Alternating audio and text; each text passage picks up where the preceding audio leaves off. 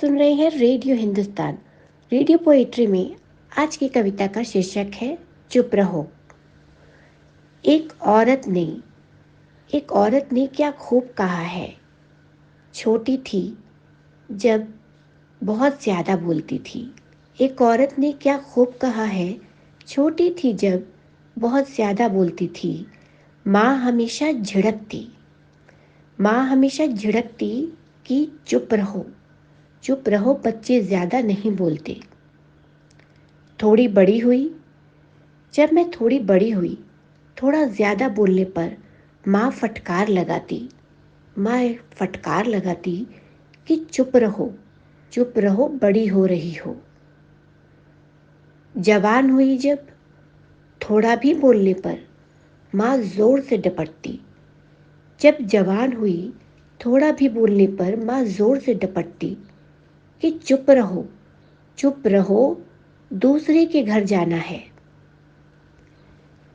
जब ससुराल गई जब ससुराल गई कुछ भी बोलने पर सास ने ताने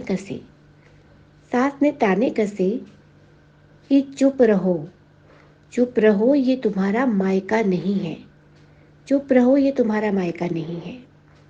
मैं फिर चुप हो गई। गृहस्थी जब संभाली, पति की किसी बात पर बोलने पर उनकी डांट मिली। उन्होंने कहा फिर से, चुप रहो, तुम जानती ही क्या हो, तुम्हें आता ही क्या है। पति की किसी बात पर बोलने पर उनकी डांट मिली कि चुप रहो, तुम्हें आता ही क्या है, तुम जानती ही क्या हो। नौकरी पर गई जब नौकरी पर गई, सही बात बोलने पर कहा गया कि चुप रहो, अगर काम करना है तो मुंह बंद करके काम करो। थोड़ी उम्र ढली जब भी बोली तो बच्चों ने कहा कि चुप रहो, तुम्हें इन बातों से क्या लेना देना। जब थोड़ी उम्र ढली और बोली तो बच्चों ने कहा कि चुप रहो, तुम्हें इन बातों से क्या लेना देना। अब बूढ़ी हो गई हूँ मैं, बूढ़ी हो गई, कुछ भी बोलना चाहा तो सबने कहा कि चुप रहो,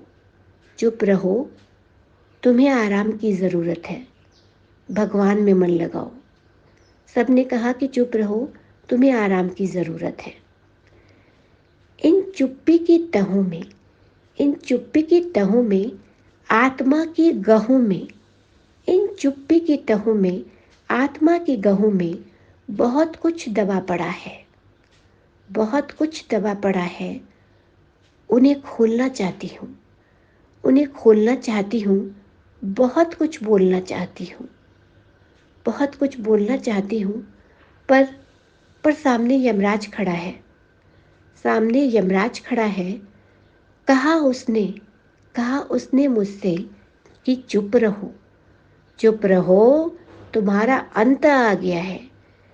सामने यमराज खड़ा है, उसने कहा मुझसे कि चुप रहो, तुम्हारा अंत आ गया है।